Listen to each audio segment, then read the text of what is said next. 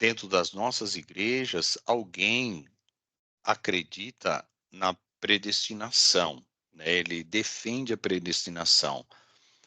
Ou outros, como é o nosso caso, que defendemos o livre-arbítrio, porque isso não interfere nas bases de fé. A única coisa que há divergência entre nós é na mecânica de salvação, porque no final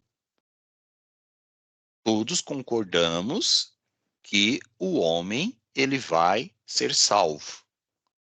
Agora, se é pela perspectiva calvinista ou se é pela perspectiva arminiana, é um segundo ponto, que aqui na Terra nós não venceremos esse debate.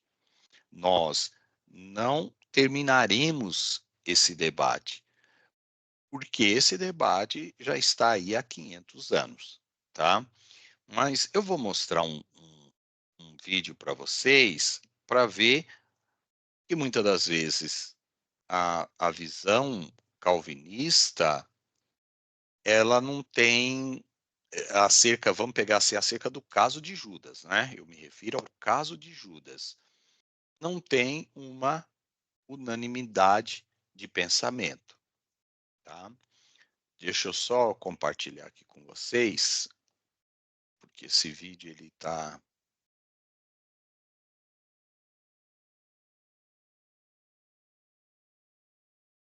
em É que, tela. na real, eu falo, né, pastor, que isso aí não envolve na salvação em si, né?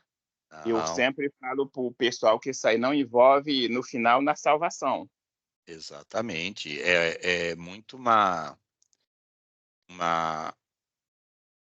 uma questão somente de entendimento. Tanto calvinistas serão salvos, como também, na nossa visão, os arminianos. Inclusive, até eles creem, né, que nós, os que pensamos da forma arminiana, seremos salvos. Só que eles entendem que os que dentre nós que pensamos assim forem salvos, é porque nós fomos eleitos.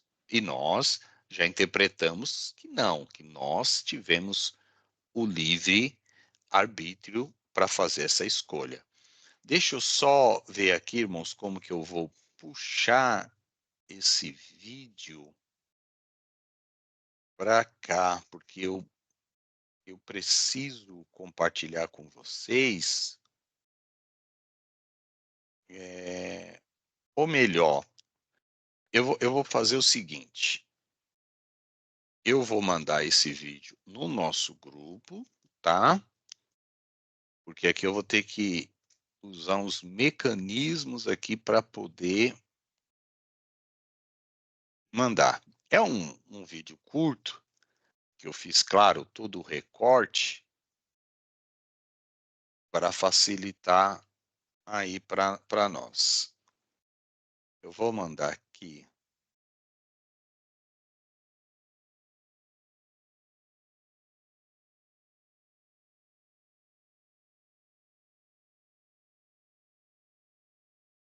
Vou mandar no nosso grupo, tá?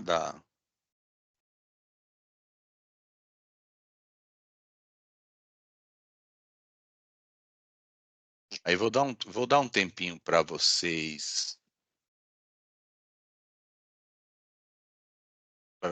assistirem.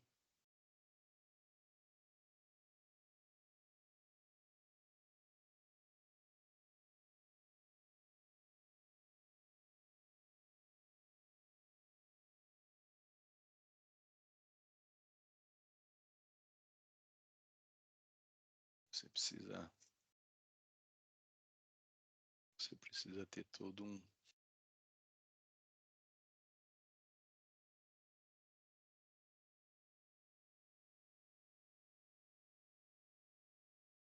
compartilhar. Deixa eu ver aqui se ele permite.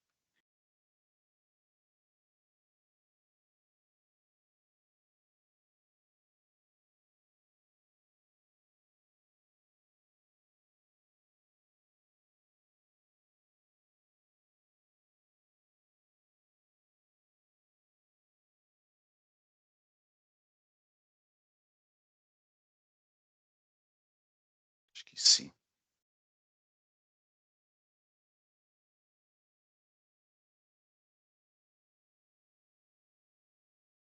É.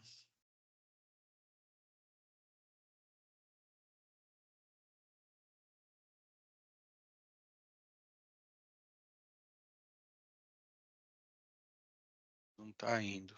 Estou tentando mandar aí também, ele não está indo.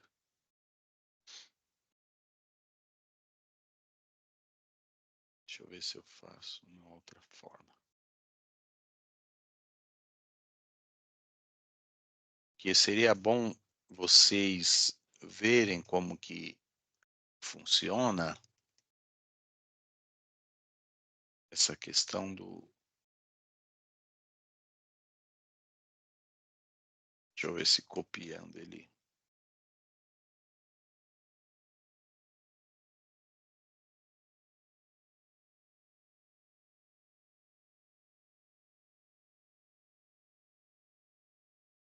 Não, que ele não aceita copiar, não aceita nada. Mas, muito bem, então, eu fico devendo para vocês. Depois eu dou um jeito de postar aí no grupo. Então, eu vou falar. Eu fui no Vejam Só para esse debate e eu ia defender a linha arminiana e foi um outro pastor defender a questão calvinista sobre o caso de Judas, né? A pergunta era: Judas foi predestinado ou não? Então nós fomos lá, fizemos um debate, mostramos os pontos de vista, né? Arminiano e o outro pastor no debate os pontos de vista calvinista. Mas depois de um tempo, eu vendo aí normal, né? Vídeos, apareceu para mim um vídeo no Instagram de um podcast do pastor Hernandes Dias Lopes, e a pessoa estava perguntando para ele acerca de que se Judas havia sido predestinado.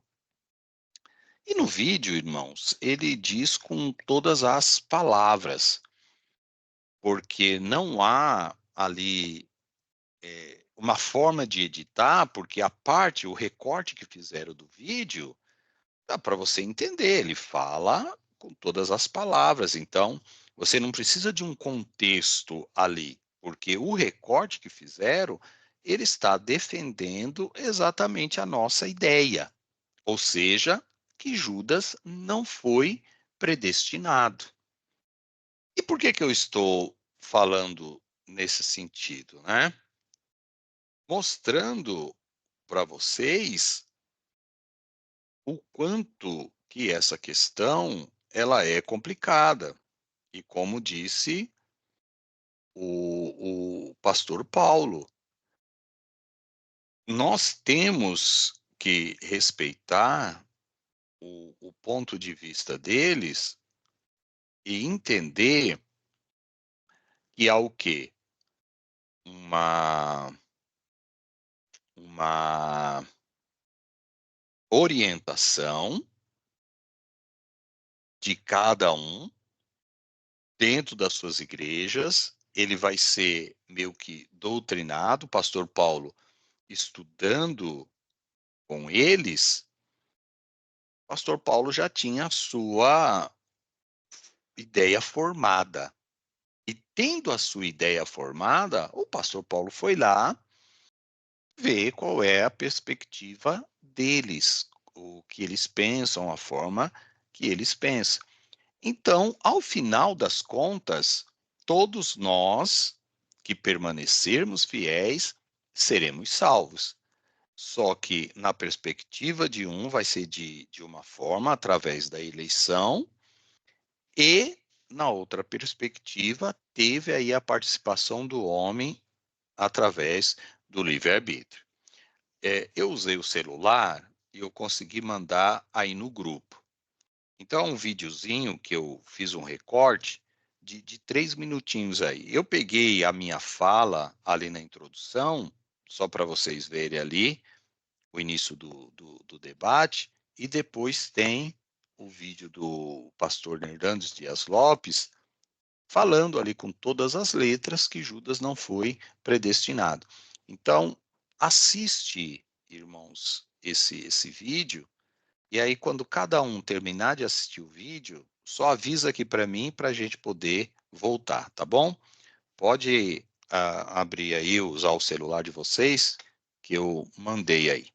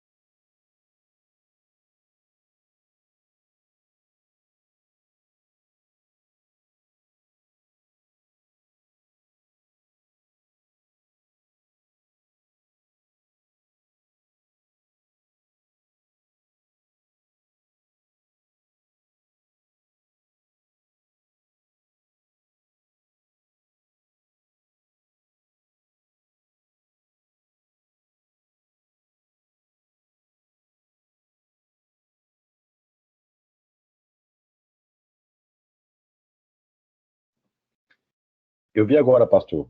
Acabei de assistir. Beleza. Esperar os outros irmãos aí a gente volta.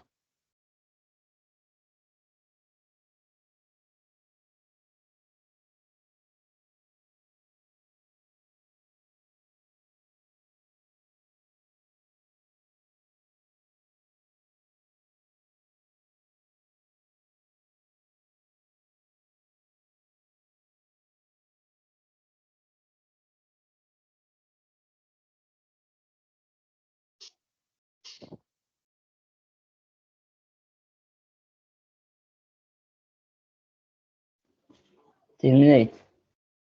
Terminei. São Paulo. Mão Gessi, Ok, terminei, pastor. terminou? Sim. Então, ficou claro lá para vocês. O pastor que estava no debate comigo, o pastor Antônio alguma coisa, eu me esqueci o nome completo dele, ele defendeu exatamente o contrário. E aí, quando eu vi esse vídeo do pastor Hernandes, eu falei, vamos dizer assim, com os mesmos argumentos, né, que o pastor Hernandes Dias Lopes usou, eu usei lá também para defender o nosso ponto de vista. Onde eu quero chegar, né, com esse vídeo que eu mostrei para vocês? Irmãos, às vezes, num ponto, nem os calvinistas têm ou são consensuosos, né, entre si. Então, vocês veem bem, se convidassem o pastor Hernandes Dias Lopes para estar no meu lugar, o pastor Hernandes Dias Lopes é um presbiteriano, o pastor Antônio que debateu comigo também é um presbiteriano, e dentro da linha presbiteriana calvinista, há duas pessoas que pensam divergentes acerca de um ponto que um vai ver que Judas foi predestinado e o próprio, ou eleito, né? E o próprio pastor Hernandes Dias Lopes, ele não vê como Judas sendo predestinado ou eleito, né? Na verdade, quando nós falamos predestinado ou eleito ali, é para a questão da traição de Jesus. Vocês veem o quanto que esse assunto ele é complexo. E onde nós devemos, como o pastor Paulo falou aí, como eu sempre ensino aqui para vocês, nesses pontos, irmãos, não precisa haver briga. Se qualquer um dos irmãos aqui se posicionasse no sentido de se convencer dos argumentos calvinistas, isso não faria de você uma pessoa herética, uma pessoa desviada. Você só teria um jeito e uma maneira diferente de pensar. Pode ser que no nosso meio tenha pessoas que, mesmo sendo arminiano, ele pode entender que Judas, o caso de Judas específico, ele foi predestinado como um vaso para atrair Jesus. Então, quando você tem uma visão, pelo menos básica, como essa que nós estamos passando para vocês, você começa a respeitar o outro ponto de vista, porque eles têm fundamentação, né? Eles têm uma estrutura argumentativa. Quando eu digo que eles têm uma fundamentação, eu não estou dizendo que o pensamento deles está correto, porque eu não concordo, mas eles têm uma estruturação de pensamento, não é solto, né? Então, eles vão pegar versículos bíblicos que apontam, indicam no pensamento deles para uma predestinação, tá bom? Vou até pedir aqui, o pastor Paulo falou que estudou um período com eles, ainda, como o pastor Paulo falou mesmo, que não concorda com o pensamento deles, mas eles têm ou não têm, pastor Paulo, uma estrutura de fundamentação? É que nem eu sempre falo para o Pedro, para o pessoal, assim, se nós, o cunhado do Felipe, ele me falou algo que eu guardei no casamento do Felipe, ele falou assim, pastor Paulo, quando nós estudamos teologia, a gente temos que, nós não vamos ser bom em tudo, nós temos que escolher aquilo que mais nós vamos defender. É como a medicina todos se formam a médico, mas alguns vão ser pediatra, outros vão trabalhar com coração. Então, assim, o que realmente eles defendem, inclusive eu estudei introdução do Antigo Testamento com o pastor Timóteo, e ele era formado em ciências da computação. pastor novo. E aí o que ocorre? Assim, ele defende uma linha de pensamento muito forte nisso, que nós estava discutindo sobre predestinação lá. E ele falou assim, mas nós não levamos essa palavra predestinação, nós levamos a palavra eleitos. Se nós fizermos uma analogia, vamos supor, ruim, das pior, como eu peguei a primeira fase aqui, sobre aquela palavra, sobre a onisciência de Deus. Então, assim, quando nós pegamos Provérbios e a Bíblia está escrito ali que até o ímpio para o dia do juízo foi Deus que fez, se nós achar assim para predestinação, ó, tá vendo? Deus disse aqui que foi ele que fez o ímpio para morrer no juízo final. Mas aí vamos fazer um estudo direito, vamos falar assim, que tudo que foi criado na terra foi por Deus. Até aquele que não quis ser salvo e se perdeu foi criado por Deus. Essa é a lógica real. Então, assim, só que eles defendem uma palavra tão fiel nessa aí que eu estudei. Não sei se o pastor Dilon conhece o pastor Donizete Ladeia. Conhece? Não, por nome assim não, pastor Paulo. Não conheço. Ele tá no YouTube dando aula também de teologia sistemática. Então, Certo. assim, um dia ele falou assim para mim, eu não concordo com aquele que tem a barba, como é o nome dele? Draconato. Augusto Nicodemos. Augusto Nicodemos. Augusto Nicodemos. Se eu quiser, eu não concordo com ele. Se eu quiser, e é verdade mesmo. Querendo ou não, é assim, a linha que ele defende 98% é eleição. É óbvio que existem aquelas pessoas que contradizem, falam assim, não, mas eu não vou para a eleição. Eu acredito que ele teve escolha, ele andou com o discípulo, ali naquele período ele pôde decidir o que ele faria ou não, mas geralmente 90 e tantos % deles vão defender que Deus, desde Gênesis, já escolheu ele para atrair. Isso. Eles vão pegar a fundamentação lá do Velho Testamento, vão estruturar o pensamento deles e vão, irmãos, simplesmente dar as bases. É totalmente diferente quando nós falamos de uma seita, que eles vão fazer uma linha de argumentação, mas esta linha de argumentação ela está totalmente distorcida. Essa é a diferença de pensamentos divergentes entre nós no nosso meio, né, no meio cristão evangélico, tem as divergências de pensamento. Isso é natural. O Felipe não concorda com tudo que eu falo aqui, nem o Pedro, nem o pastor Paulo, nem o irmão Gessi. Só que há uma diferença entre vocês não concordarem, mas continuarem sendo bíblicos.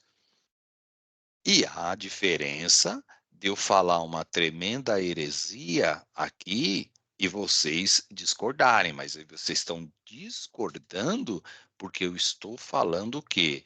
Uma heresia.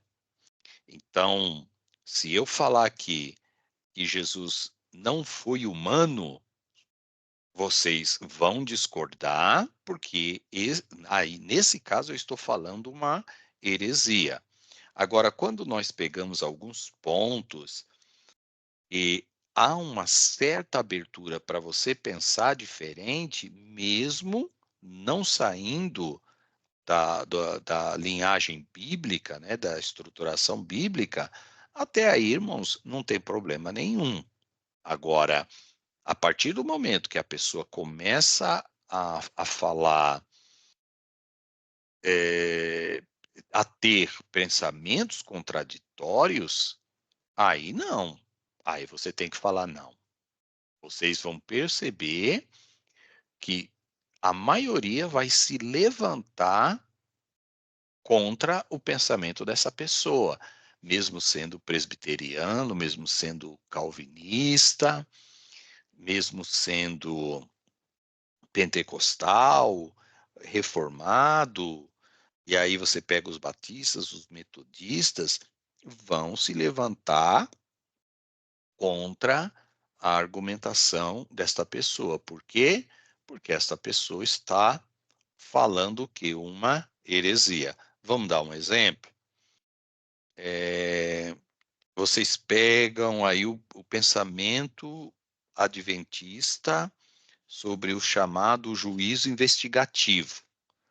Irmãos, nenhum presbiteriano, e presbiteriano que tem aí na sua raiz a defesa, né, ou da predestinação ou da eleição, eles vão concordar com esse juízo investigativo, que o Senhor Jesus está lá no céu, olhando para nós aqui e analisando para ver se realmente os nossos comportamentos vão estar de acordo, para aí sim nos dar ou não a salvação. Vocês vão ver que todos nós somos contrários a esse pensamento. Por quê? Nós entendemos que esse pensamento é um pensamento antibíblico. Aí está a diferença. Qualquer um que marcar a data para a volta de Jesus, como também fizeram os adventistas, vocês vão ver que nenhum dos nossos irmãos cristãos, evangélicos, pentecostais ou tradicionais vão concordar com este pensamento. Então, quando eu falo para nós aqui entendermos o seguinte, que há divergência de pensamentos em algumas questões, não significa que essa divergência de pensamento ela é necessariamente herética. Agora, quando há a divergência de pensamento, porque você está defendendo os valores das doutrinas bíblicas contra um pensamento totalmente diferente, aí é uma outra coisa, tá? Diminuir a, a divindade de Jesus, como fazem os testemunhos de Jeová. Aí não dá para você falar, não, você pensa diferente de mim, mas você está certo. Não, aí é totalmente diferente. Aí nós batemos, fala, não, você está totalmente errado na sua perspectiva, porque aí já está partindo para o que nós chamamos heresia, já não é nem um pensamento contraditório. Aí já se torna uma heresia, tá? O Felipe levantou a mão, o Pedro também. Vamos deixar aí nossos irmãos se posicionarem. Felipe, fica à vontade. Então, pastor, na terça-feira agora, eu passei por uma experiência. Eu estava vendo do culto de doutrina. Aí aqui embaixo, aqui perto de onde eu moro, tem logo um tráfico de drogas, sabe? Aí nisso Deus tinha tocado no meu coração. Eu fui lá e evangelizei para 3 pessoas que estavam ali, uma moça e mais 2 jovens. E nisso essa moça pediu oração. Aí a gente lá demos a mão um para o outro, começamos a orar. E depois eu compartilhei a palavra para eles. Aí essa moça começou a chorar. Aí ela falou para mim, né, que foi batizada, também era da igreja e hoje teve esse declínio no meio das drogas. Aí ela falou para mim assim, desculpe perguntar para você, mas eu sei que Jesus me ama, mas se eu permanecer nessa vida que eu tô, se ele vier, você salvarei. Não, minha irmã, se você não se arrepender, você não vai. Aí eu mostrei para ela aquele texto lá de Mateus 24:13, que Jesus vai dizer que aquele que perseverar até o fim será salvo. Então a gente entende o quê? Que o exemplo não tem essa de a pessoa achar que por ela ter sido comprada na cruz do Calvário, que Jesus resgatou ela tudo, aí se ela voltar para a vida errada, aí quando ele vier, ela acha que ela vai ter direito de salvação se permanecer no erro. Exatamente. Aí já não dá para você, né, Felipe, concordar com ela, falar não, você está certa no seu pensamento. E nós também estamos certos no nosso, né? Se você ficar desse jeito, você vai ser salva, e se nós permanecermos nos caminhos do Senhor, aqui na igreja também seremos. Não, aí você tem que falar a verdade, você tem que falar a realidade, você tem que falar realmente aquilo que a Bíblia diz. Tem questões bíblicas que não podem e não devem ser negociadas. Ou seja, se mexeu, irmãos, nos fundamentos de fé, nas doutrinas basilares da fé cristã, meu amigo, aí você tem que ir para cima, em termos de Bíblia, né? Você tem que usar mesmo os textos bíblicos, entender os textos bíblicos, mostrar os textos bíblicos, porque essas pessoas estão no erro e nós temos que falar para elas a verdade, tá? Pedro?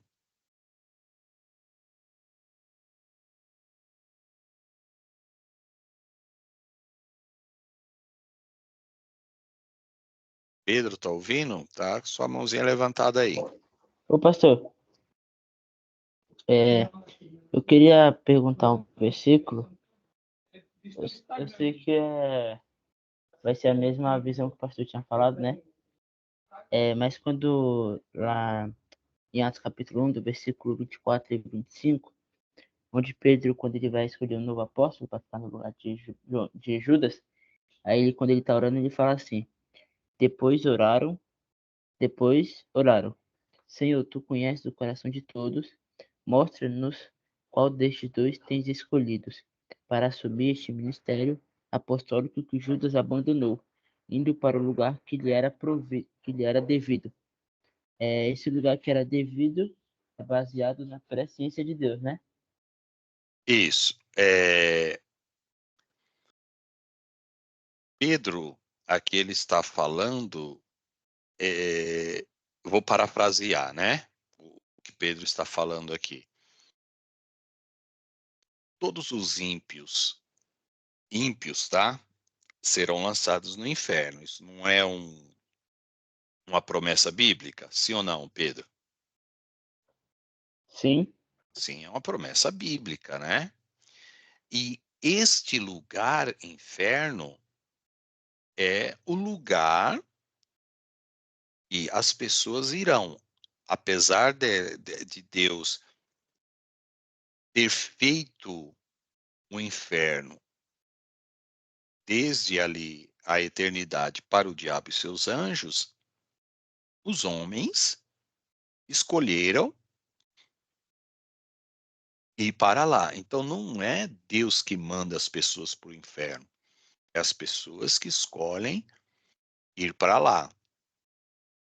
Nesse caso, então, nós temos aqui o lugar pronto, preparado para essas pessoas.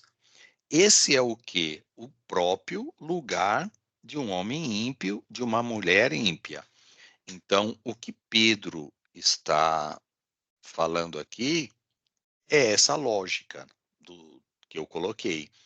Falou, olha, Judas teve todas as oportunidades, mas ele não se arrependeu, mesmo o Senhor Jesus dando para ele aí um ministério, dando para ele, ele tendo acesso, né, a tudo aquilo que os outros discípulos tiveram, a todas as verdades, mas ele escolheu trair Jesus e, consequentemente, foi para o seu próprio lugar. Diga-se aí, né, entre parentes, o inferno. Então, quando Pedro ele fala aqui, ó, para que tome parte nesse ministério e apostolado de que Judas se desviou. Então veja bem que ele está colocando aqui que Judas é que se desviou para ir para o seu próprio lugar. Ou seja, Cristo era o caminho, Judas não quis seguir esse caminho e se desviou para o seu próprio lugar. Esse próprio lugar aqui, nós entendemos que ele morreu e, consequentemente, foi ali para o inferno, que não é necessariamente o lago de fogo. Judas vai ser condenado lá no dia do juízo, tá? Claro que Deus sabia que Judas ia trair Jesus, sim ou não? Pedro? Sim. Sim, tanto é verdade que na presciência de Deus, lá no Velho Testamento, a Bíblia já falava e profetizava acerca que Judas iria trair o Senhor Jesus. Então, o próprio Velho Testamento já falava de Judas que seria um traidor. Mas não é que Deus escolheu, que Deus elegeu Judas para ser um traidor, para ir para o inferno. O pastor Carlos Augusto Weiland, ele também, num dos debates, ele coloca a seguinte lógica, fala, irmãos, imagina Judas chegando, falas do pastor Weiland, né? Chegando lá no inferno, ou melhor, no dia do juízo, e falando para Deus, né? Falou, mas qual que é a lógica, né? Judas falando, mas qual que é a lógica desse julgamento aqui? Aí Deus vai falar, não, eu tô julgando você pelos seus atos. Ele falou, mas como que você pode me julgar se foi o Senhor mesmo quem me predestinou, foi o Senhor mesmo que me guiou, foi o Senhor que me manipulou para que eu tomasse todas essas decisões. Para que juízo, então, nesse sentido? Se foi o Senhor que me preparou, já desde a eternidade, o Senhor já me criou, o Senhor já me moldou, já endureceu meu coração para que eu não cresce em Jesus, então nem necessitaria desse juízo aqui, porque o juízo só é para quem teve a oportunidade, o julgamento, né? Só é para quem alguém que teve a oportunidade e rejeitou. E eu concordo plenamente, irmãos, se essas pessoas foram predestinadas para o inferno, para que vai ter o julgamento final? Para que essas pessoas vão estar no trono branco? Para Deus simplesmente falar para elas assim, falar, olha, eu estou chamando vocês aqui só para dizer que eu escolhi vocês, criei vocês para mandar vocês para o inferno. Então, o juízo final, na minha perspectiva, não faz sentido nenhum, tá? E vocês não precisam concordar comigo. Mas entendeu aí, Pedro, a lógica do Judas que se desviou, indo para o seu próprio lugar? Sim. Tá ótimo, então. O Felipe, que significa Então, pastor, foi interessante pastor, o senhor já ter deixa o tocado. senhor falar, pastor Paulo. Fala aí, Felipe. Então, pastor, foi interessante o senhor ter tocado nesse assunto. E esses dias eu estava observando, sabe, um vídeo do pastor Dr. Rodrigo Silva, sabe, da arqueologia da Adventista, Sim, e um debate, não, ele estava lá no programa Vejam Só, aí teve uma parte que ele fala assim que ninguém será lançado no lago de fogo por causa dos pecados que cometeu. A pessoa só será lançada para lá por causa da graça que recusou. sim. Nesse sentido aí tem lógica, exatamente. A pessoa recusou a graça de Deus e, porque recusou a graça de Deus, a pessoa vai para o caminho, para o lugar que estava destinado a ele. Nesse sentido, nós concordamos aí com o Rodrigo Silva. Pastor Paulo? a lógica da razão é que se Deus escolhesse pessoas para o lado bom e para o lado ruim, todos teriam o mesmo direito de salvação, porque no final eles iam falar assim, não, mas não foi eu que quis fazer as coisas erradas, ser ladrão, foi tu que me predestinou para fazer o errado. Então, no final, você não pode pegar um Deus tão poderoso, como até existe uma música, não sei se o pastor já viu, de Raul Seixas, que chama Judas, e no final poderia falar assim, não fui eu que quis, por mim eu não ia ser mal, mas foi Deus que quis que eu me tornasse diabo. Foi Deus que me fez o diabo, mas eu queria ser o anjo. Então eu tenho direito de ser salvo. Aí tinha que ter um advogado no final e defender ele, porque não é culpa dele, foi culpa de Deus. Irmãos, é exatamente nessa questão que é assim, é muito complicado, né? Para nós entendermos. Tem o pastor também, Graconato, ele é um defensor, né? Assim, ferrenho também da doutrina calvinista, e nessa questão todas essas questões que nós estamos colocando aqui, ele diria mais ou menos o seguinte para nós, né? Se ele tivesse aqui, fala, olha, dá uma olhada lá em Romanos, o capítulo 9, né? E Deus está falando, através de Paulo, claro, Deus está falando que ele fez vasos para a salvação e vasos para a condenação, vasos de honra e vasos de ira.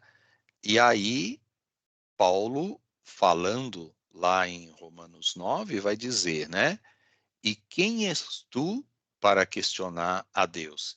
Então, ele responderia para nós dessa seguinte forma: falou, olha, nós não entendemos isso, nós não conseguimos entender esta forma de Deus, mas na nossa visão, irmãos, aqui nós estamos pensando como arminianos, isso vai contra toda a lógica que nós entendemos que a Bíblia ela propõe, toda a lógica que a Bíblia coloca para nós, ou seja, um Deus que desde o momento que o homem caiu, Deus busca levantar este homem, o projeto salvífico foi feito para recuperar este homem,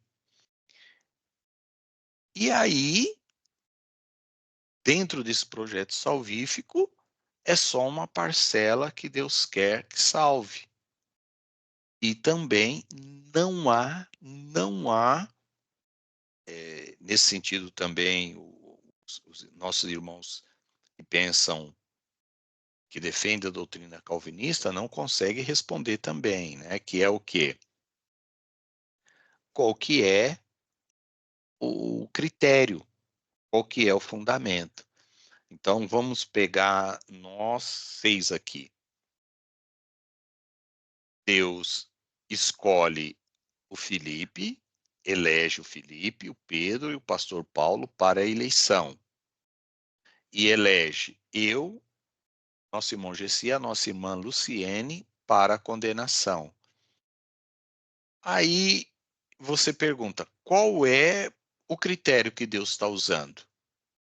Porque o pastor Paulo é pecador, o Pedro é pecador, Felipe eu sou, o irmão Gessi a irmã Luciene pecadores, em maior grau e em menor grau, todos somos pecadores. Aí a pergunta é, mas qual é o critério de justiça que Deus está utilizando para eleger 3 pessoas e condenar as outras 3? Isso eles não têm resposta, porque é admitido mesmo por eles, né? Eles não têm resposta e eles vão jogar tudo na conta da soberania de Deus. Como Deus é soberano, Deus faz o que ele quiser, quando ele quiser e a hora que ele quiser, e não precisa dar justificativa para ninguém. Dentro da soberania de Deus, nós entendemos que Deus ele é soberano. Só que junto com essa soberania de Deus, ele não é um Deus absolutista, né? Um Deus tirano. Deus, dentro da sua soberania, está associado o amor e a sua justiça. E aí entra, né, toda aquela questão que Deus, ele não faz acepção de pessoas. Ou seja, o Felipe, eu, Mongessi, Pedro, Pastor Paulo, Maluciene, todos nós, aos olhos de Deus, não tem ninguém melhor e não tem ninguém pior. Somos amados por Deus. E Ele espera que cada um de nós cuide do presente que foi dado a nós, que é a salvação. Tá bom? Pedro?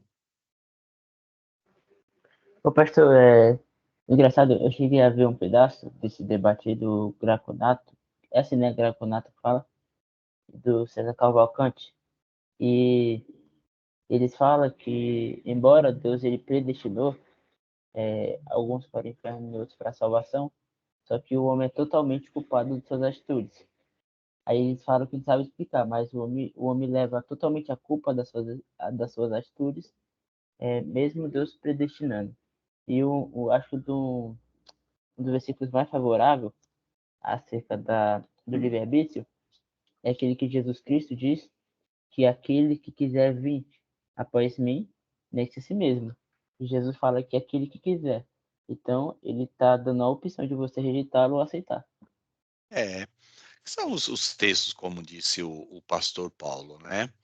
Que nós vamos ter os nossos textos de base e eles vão ter os textos deles também de base. Para nós, os nossos textos faz sentido, para eles, não. Certo é, irmãos, que são 500 anos de debate dessa questão, e não vamos ser nós e vamos dar aí o checkmate, né? Oxalá nós conseguíssemos aí unir essas duas doutrinas e dessas duas formar uma só, ou seja, acabar com esse debate. Mas eu acredito que aqui na Terra não haverá quem consiga unificar e acabar com esse debate, porque é um debate milenar e tem bons debatedores, tem bons estudiosos, teólogos respeitados dos dois lados. E aí, cada um fica com aquilo que melhor convir e decidir, desde que ele esteja fundamentação. É só isso, tá? Sempre eu digo isso. Vocês veem bem. Eu postei aí no Facebook um pedacinho da nossa aula. Aula de segunda-feira, um trechinho da nossa aula. Aí teve um irmão que fez um comentário lá no Facebook.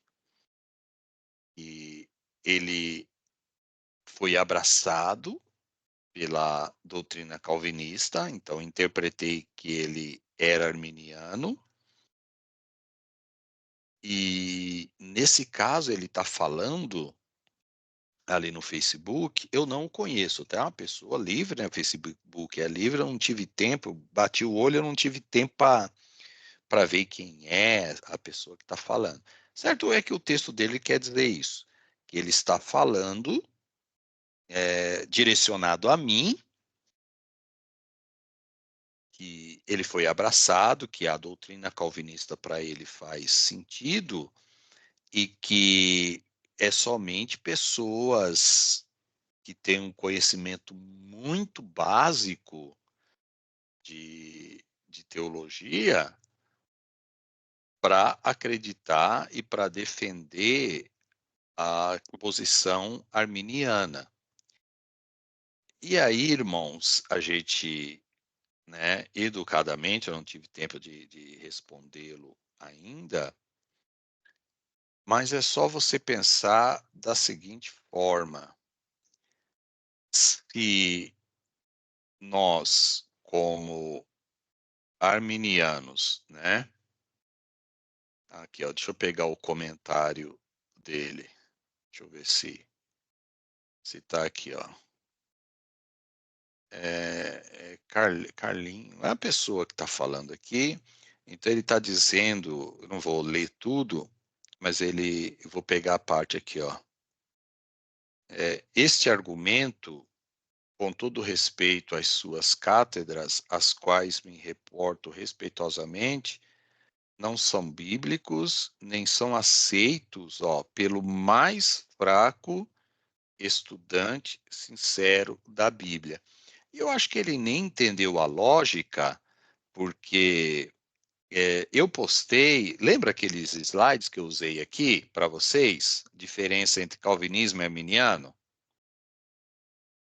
Vocês Sim, lembram? Então, eu sim, postei aquele slide e um pedacinho da nossa aula, como se fosse um pedacinho a gente comentando acerca disso. Então, eu não sei até de onde que ele tirou que eu estou lá argumentando, porque eu só coloquei, eu não estou nem defendendo um lado nem outro, né? Eu não estou me posicionando, eu estou colocando visão calvinista e visão arminiana. Eu não me posicionei, né, dizendo que eu defendo, não coloquei a minha fala dizendo, olha, por conta disso, disso, e aí a pessoa já coloca aqui, ó, as quais me reporto respeitosamente, não são bíblicos, nem são aceitos pelo mais fraco estudante sincero da Bíblia.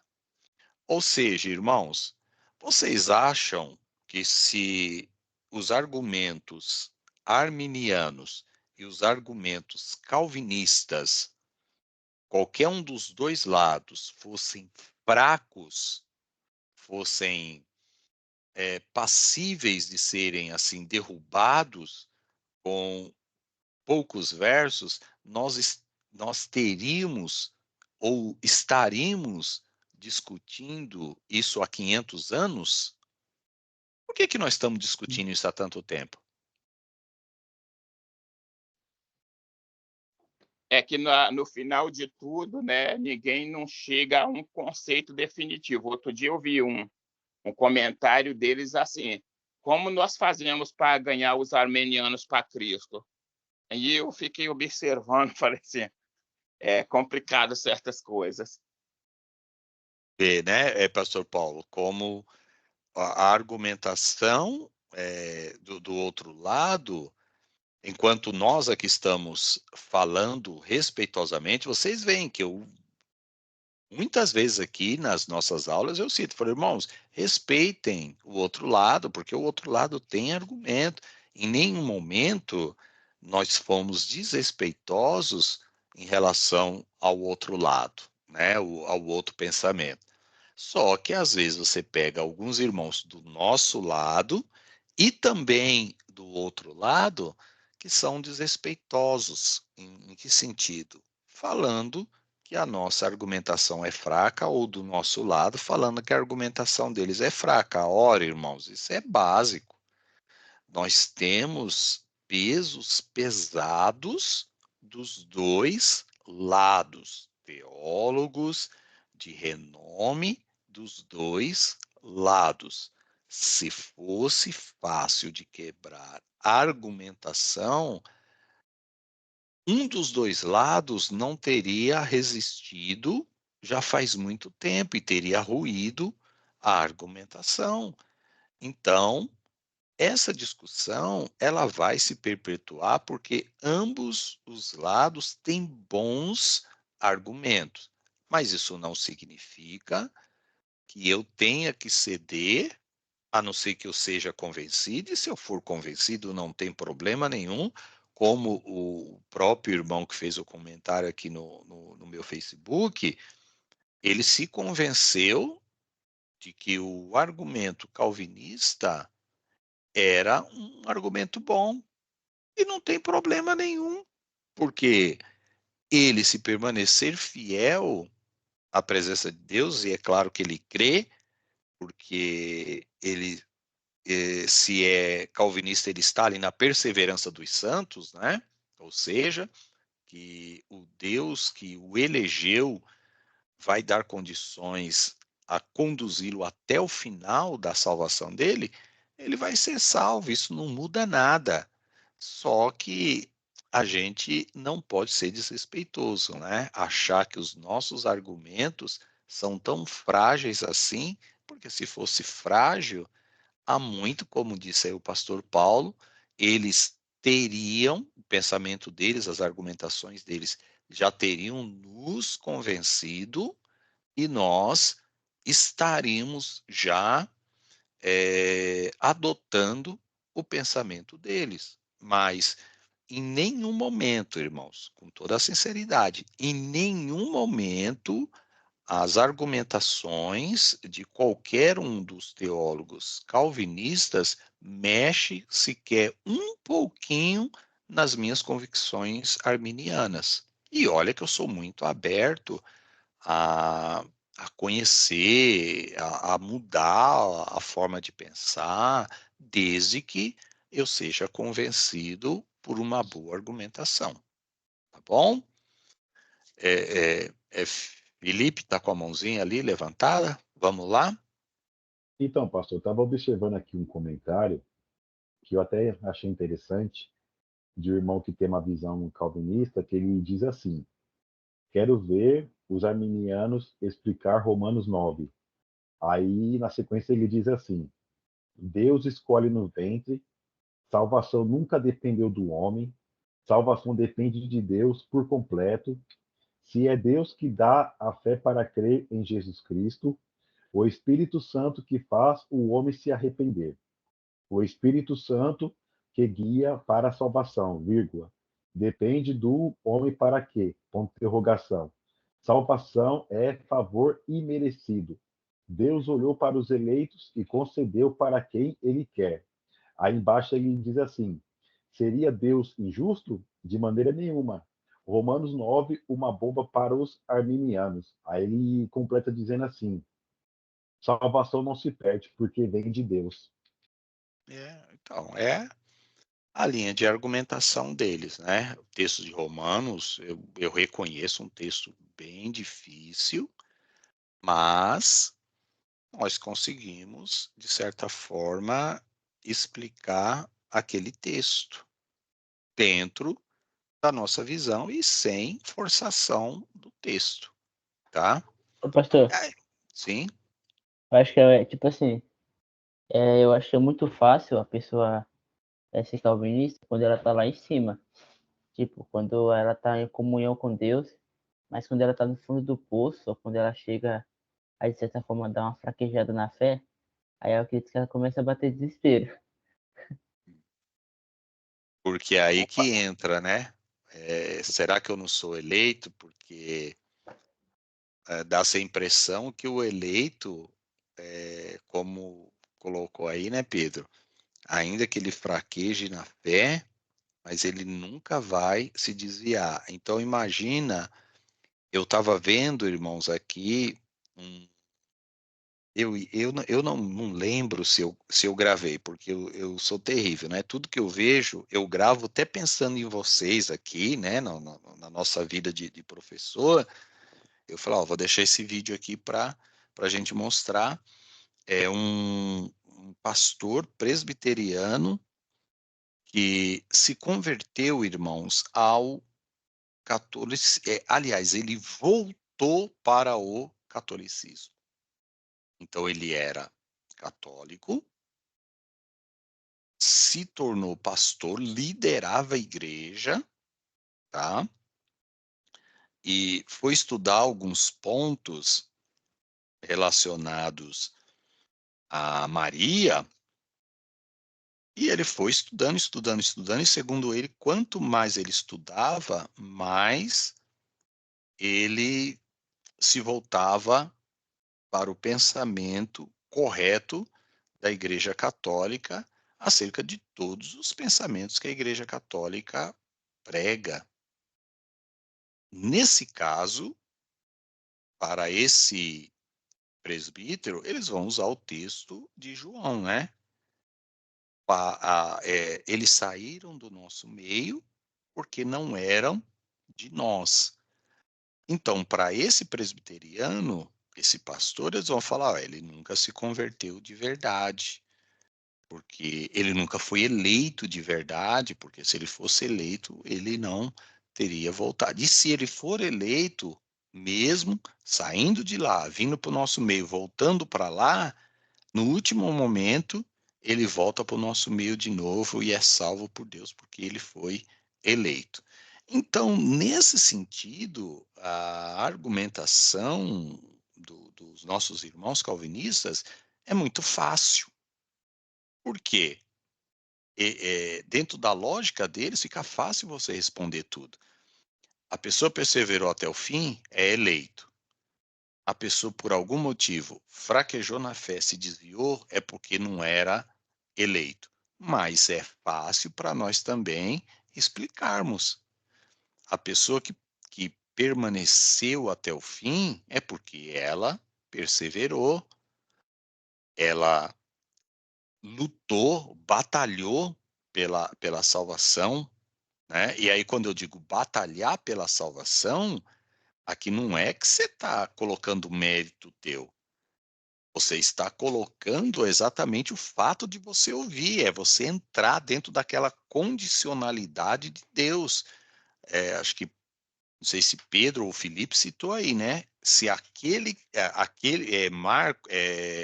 Mateus 16, capítulo 16, se eu não me engano, aí o verso 30, aquele que quiser vir após mim, olha aí, negue-se a si mesmo, toma sua cruz e siga-me. Ou seja, a salvação é de Cristo. A salvação é dádiva de Deus, é presente de Deus. Mas mesmo sendo dádiva e presente de Deus, só dentro desse texto, o que cabe a nós? Não é negar a nós mesmos? Não é tomar a nossa cruz e seguirmos?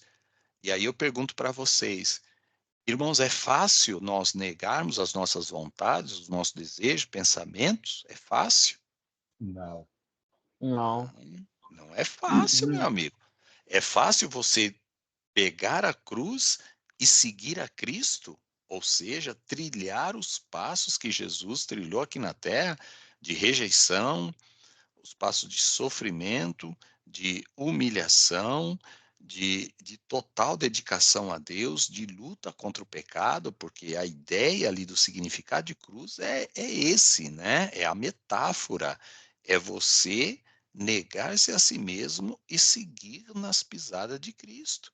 Agora, se na metade do caminho eu não quiser, eu resolver, aí que entra o nosso livre-arbítrio, eu falei, não, tá muito duro para mim, eu prefiro aproveitar o mundão aí do que ficar nas pisadas de Jesus, porque é muito difícil eu negar a minha própria vontade, ainda que o Espírito Santo nos ajude.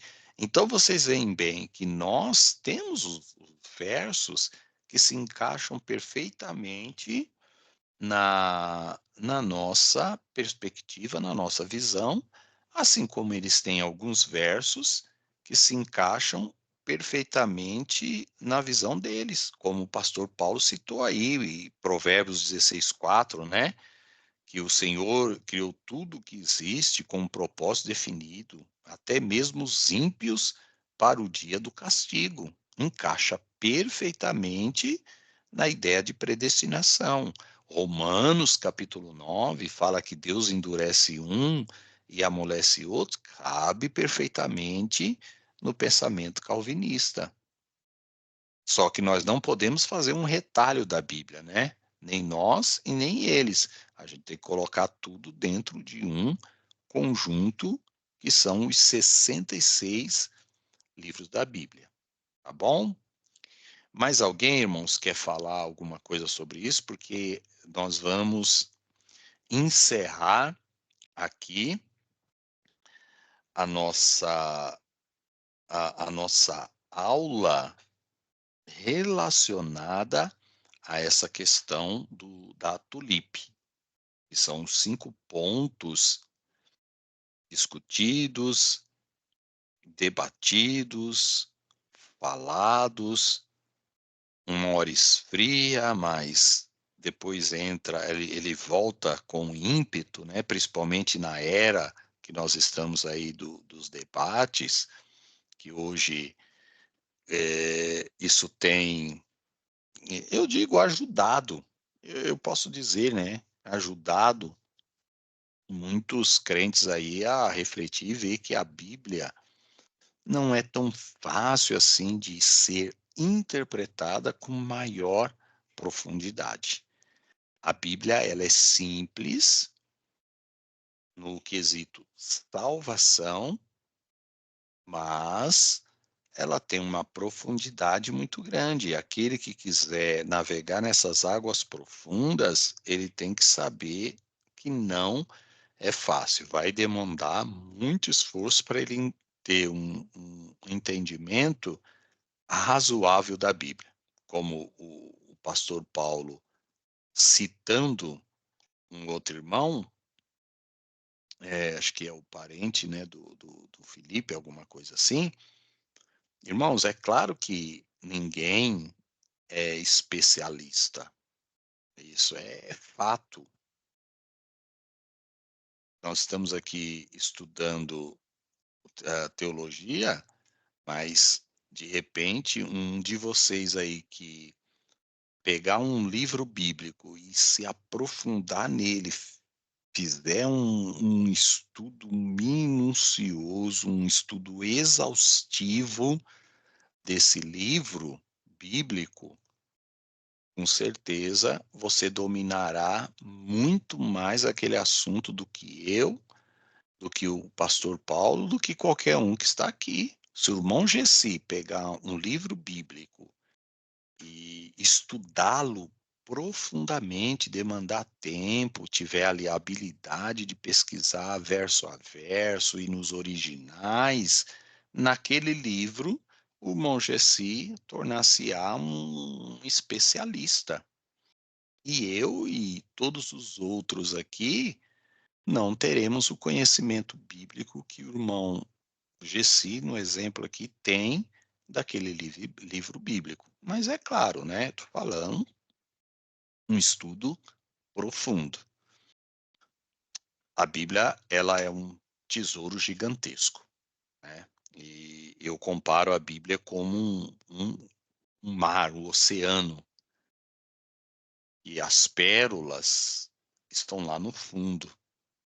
E às vezes tem pessoas que estão nadando ali por cima das águas, ele não enxerga a imensidão do mar que tem à frente dele, em termos de comprimento e largura, e também não consegue enxergar a profundidade que tem aquele mar. Mas porque ele deu umas nadadinhas ali de 1 hora, ele acha que ele conhece o mar. E aí é que está o problema, né? Então, irmãos, a gente tem que perder essa arrogância de achar que nós conhecemos tudo. Pelo contrário, quanto mais você nada nesse rio chamado Bíblia, você vai ver que o poço é fundo e a sua corda é curta.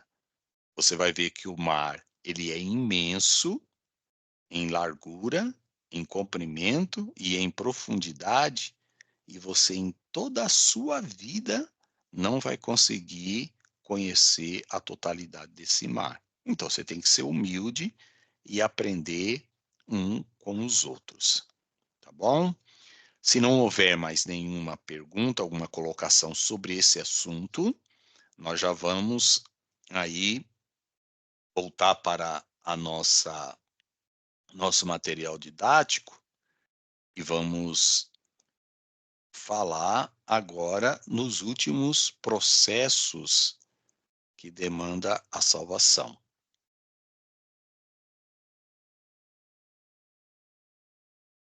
Tudo bem aí, irmãos? Tudo ótimo, pastor. Graças a Deus. Então, Sim. vocês veem, quem assistiu às aulas, nós ficamos pelo menos, se eu não me engano, irmãos, umas 3 aulas falando sobre esse assunto. 3 ou 4, se eu não me engano, falando sobre esse assunto, porque é um assunto tremendamente debatido. E olha que aqui nós só falamos o básico, o superficial, né? Nós não aprofundamos em cada um daqueles pontos. Cada um daqueles pontos da tulipe dá para nós aí uma imensidão de debate, de colocações, de análise de versos bíblicos. Então, você vai ter alguns versos bíblicos que parece que dá o sentido de predestinação, outros versos bíblicos que dá o do livre-arbítrio, e aí fica a discussão. Então, espero que vocês tenham se posicionado. Quem sabia, aprendeu mais um pouco. Quem não sabia também aprendeu mais um pouco. E assim nós vamos seguindo. Muito bem. Nós temos aí, irmãos, nesse processo de salvação, o que nós falamos da santificação. Essa santificação, ela depende de nós e depende de Deus. É uma via de mão dupla. É Deus que nos santifica, é o Espírito Santo que nos ajuda para que nós geremos o fruto do Espírito, mas isso requer de nós o esforço. É aí que está a nossa linha de pensamento, né? Requer de nós um esforço. Quantos... Não precisa me responder, tá? Isso é uma pergunta retórica. Dentre todos os crentes, há pessoas que estão mais próximas e mais distantes de Deus? Vamos lá. Crentes, tá? Crentes, preste atenção na pergunta, porque ela pode, vocês podem entender ela diferenciada, então eu vou tentar formular com muita clareza. Há o processo de santificação. Se há o processo de santificação, há pessoas que nesse processo vão ser mais ou menos santificados. Eu sei que todos estão nesse processo. Mas se é um processo de santificação, Deus não santifica a todos da mesma forma. Vocês concordam comigo? Se dependesse só de Deus, todos nós estaríamos no mesmo padrão de santificação. Mas há pessoas que se santificam mais do que outras. Ou vocês acham que não?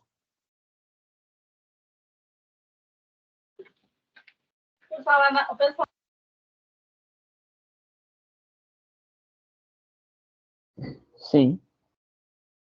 Pedro, acho que sim. E eu concordo também. Concorda, Felipe concorda. Pastor Paulo, Gessi, Luciene. Sim, sim, pastor, concordo também. Sim. Então, vamos pensar da seguinte forma.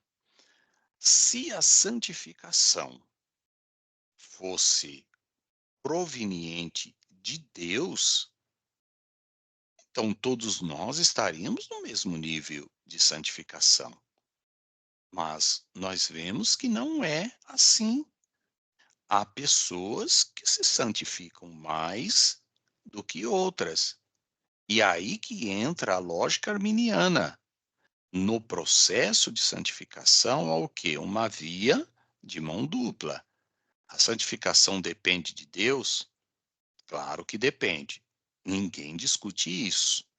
Se não é Deus que gera em nós esta vontade de santificar, essa força de santificar, nós jamais nos santificaríamos, porque a nossa natureza ela pende para o que é errado. Porém, irmãos, há pessoas que querem estar mais próximas de Deus, há pessoas que têm o desejo de buscar mais a Deus, há pessoas que têm o desejo de santificar mais a Deus, há pessoas que têm o desejo e lutam mais contra ele próprio do que outras. Isso é óbvio.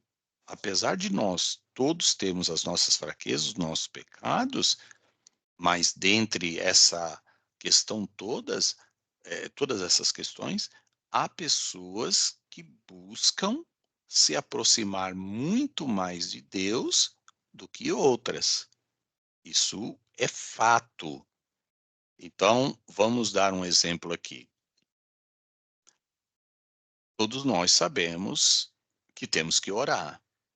Todos nós sabemos que temos que carregar nossa cruz e seguir a Jesus. Todos nós sabemos que nós temos que nos submetermos ao Espírito.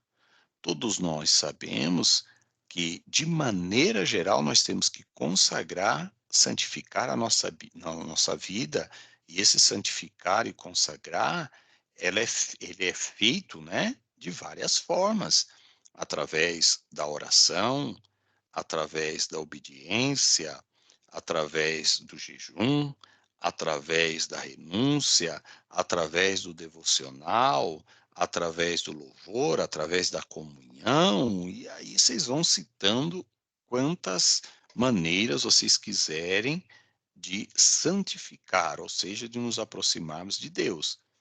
Então, logicamente, há pessoas que cumprirão mais esses requisitos e haverá pessoas que cumprirão menos esses requisitos. No nosso meio, isso é claro, irmãos. Tem pessoas que não tá nem aí. Ele vive uma vida que você, né, assim, é, vendo, fazendo uma análise por observação, você chega a dizer: eu não sei como essa pessoa ainda está resistindo ficar na igreja ainda. Porque a pessoa não ora, a pessoa não consagra, a pessoa não lê Bíblia, a pessoa não, não busca a Deus, a pessoa não procura se submeter ao, ao, ao, ao domínio do Espírito. A pessoa é uma pessoa que você sempre vê essa pessoa sem os frutos do Espírito, e nesse processo você vê outros totalmente ao contrário. Não estou dizendo, irmãos, aparência externa, eu estou dizendo piedade, eu estou dizendo fruto da alma. Pessoas que você olha para a vida dele e você, pelos frutos, você fala: aquela pessoa ali é um exemplo de um verdadeiro cristão. E você é até atraído pela vida modelo que ele tem. Não estou falando exteriormente, não. Estou falando piedade, eu estou falando fruto do Espírito. E aí nós vamos ter os textos, né? Achegai-vos a mim, e eu me achegarei a vós. Clama a mim e responder-te-ei, anunciar-te-ei coisas grandes e firmes que não sabes. Quanto mais, agora já é um termo teológico, né? Quanto mais você se aproxima de Deus, mais você fica parecido com Deus, e aquele que estiver ligado em mim ou nele, esse dá muito fruto. Então a Bíblia está repleta de versos que mostra pessoas que estarão mais próximas de Deus e pessoas que estarão mais distantes de Deus no processo de santificação, e haverá pessoas que aí nós já colocamos na classe dos ímpios, né, aqueles que nunca nasceram de novo, que não têm nenhuma ligação com Deus, por conta que o pecado separa e a pessoa não fez a sua decisão por Cristo. Tá? Pedro? Pastor, inclusive, a gente falava muito, né?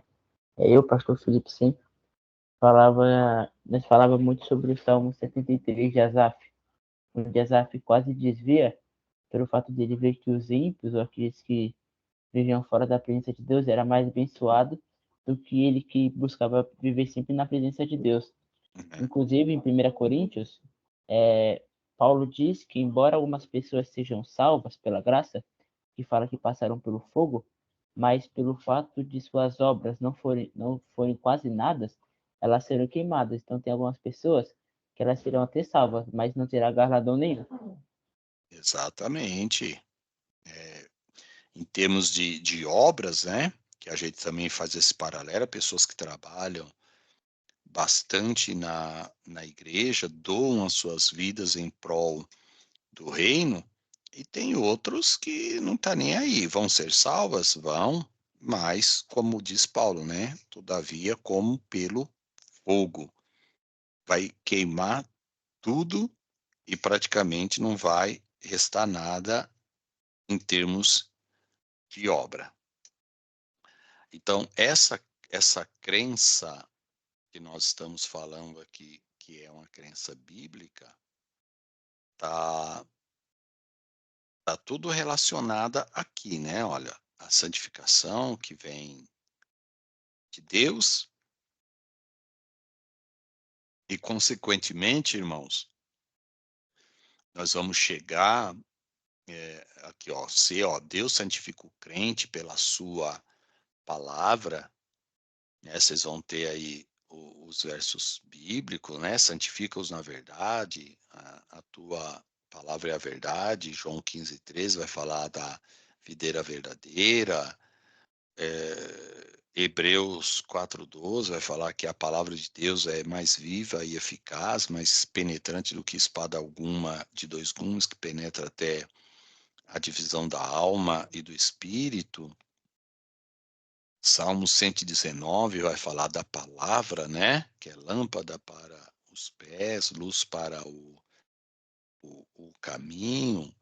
Efésios 4 vai falar da palavra como uma lavagem, como água que purifica e que lava o crente, e assim sucessivamente. A participação do homem na santificação, que é o que nós falamos agora, né? Em que sentido o homem pode santificar-se? A santificação é uma obra de Deus, é uma obra que Deus efetuou pelo Espírito Santo na vida do crente, que se aperfeiçoará na medida que o crente a aceita.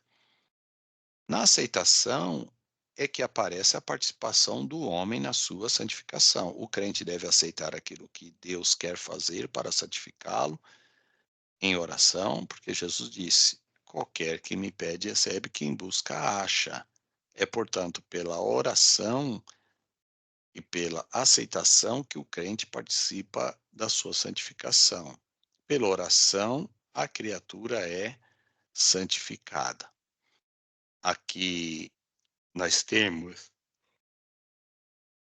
as bênçãos que acompanham a santificação, e aí vocês vão ver, irmãos, vários pontos aqui que a gente, é claro, não vai ler para vocês, e é simplesmente a fase de, de um processo, né? Então, o crente passa pelo processo da salvação, a ação envolve a fé, a conversão, a justificação, a remissão, a regeneração, a expiação.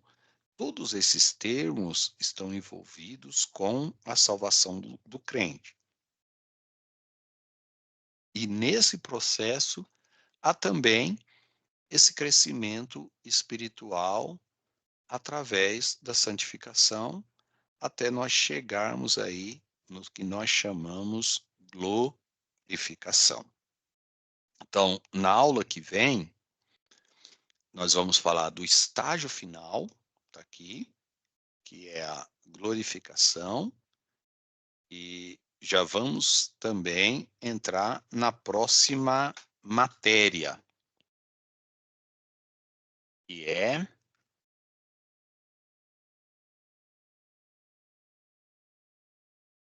ver a nossa sequência aqui.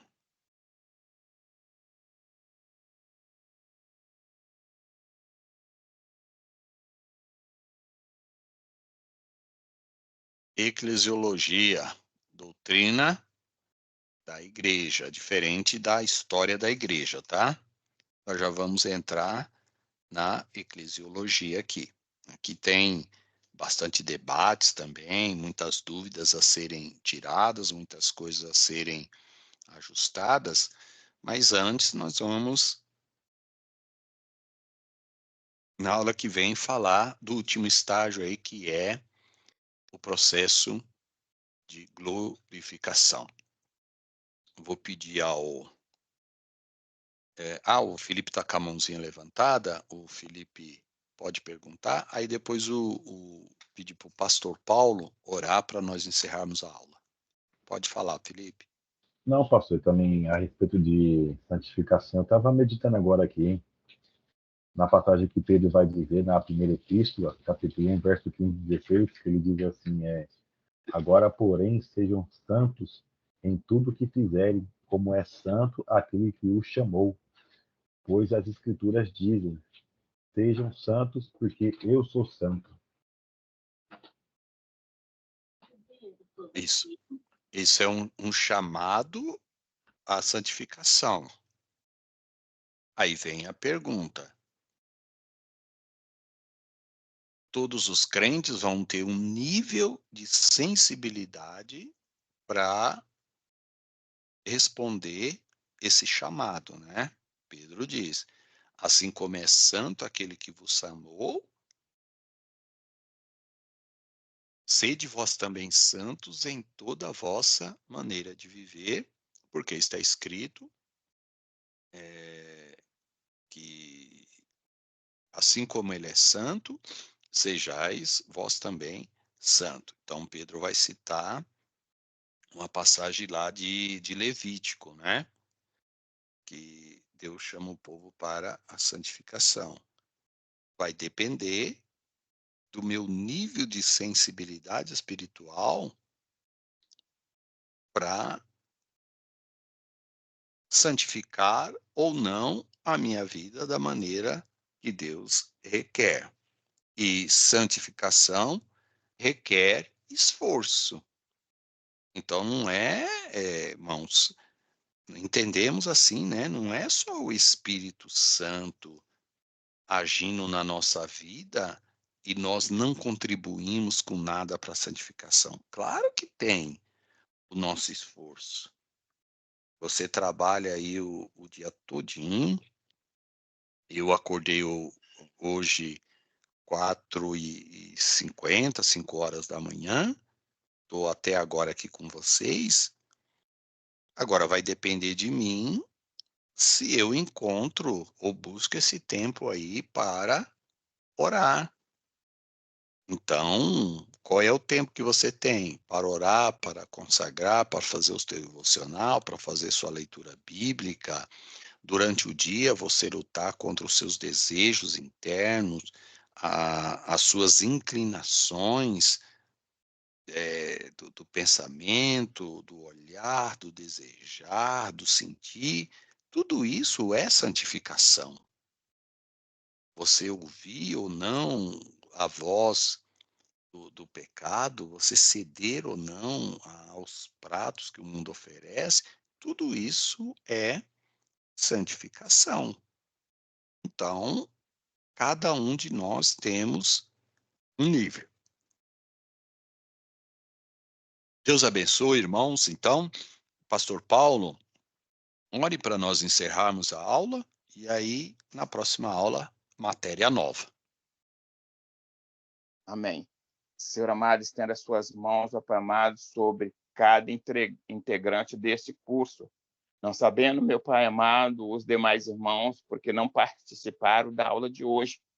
O que sabemos, ó Pai amado, é que Tu abençoa cada um. E venha, meu Pai amado, assim como nós hoje, Tu dá condições, ó Pai amado, não sei se é por trabalho ou por alguma coisa pessoal, mas dê condições também, meu Pai amado, para eles, ó Pai amado, estar conosco. Senhor amado, vem abrir nossa mente, ó Pai, até, ó Pai amado, porque a aula de teontologia, meu Pai amado, aprendemos, ó Pai amado, sobre Tu. E sabemos, ó Pai amado, que não é uma matéria fácil. E nesta aula, meu Pai amado, estamos também aprendendo, meu Pai, sobre a natureza, meu Pai amado, do pecado, da salvação. E nós entendemos, ó Pai amado, que cada um, meu Pai amado, muitas das vezes, ó Pai amado, chega, ó Pai amado, a uma conclusão. O que sabemos também, meu Pai amado, é que isso, meu Pai amado, não interfere, meu Pai amado, na salvação, desde quando permaneçamos na sua direção. Senhor amado, vem, meu Pai amado, próximo ano, meu Pai, abençoar nós, que nós tenhamos o mesmo espírito de firmeza para estar, meu Pai amado, todos, ó Pai amado, na mesma comunhão. Abençoa o pastor Odilon, meu Pai, que tem, ó Pai amado, um ofício, meu Pai, de trabalho, e à noite ainda está conosco aqui. Venha repreender todas as nossas dificuldades, em nome de Jesus. Amém. Amém, meus irmãos. Deus abençoe a todos. Até segunda-feira, na nossa próxima aula. Amém. Paz do Senhor a Amém, todos. pode ser a todos.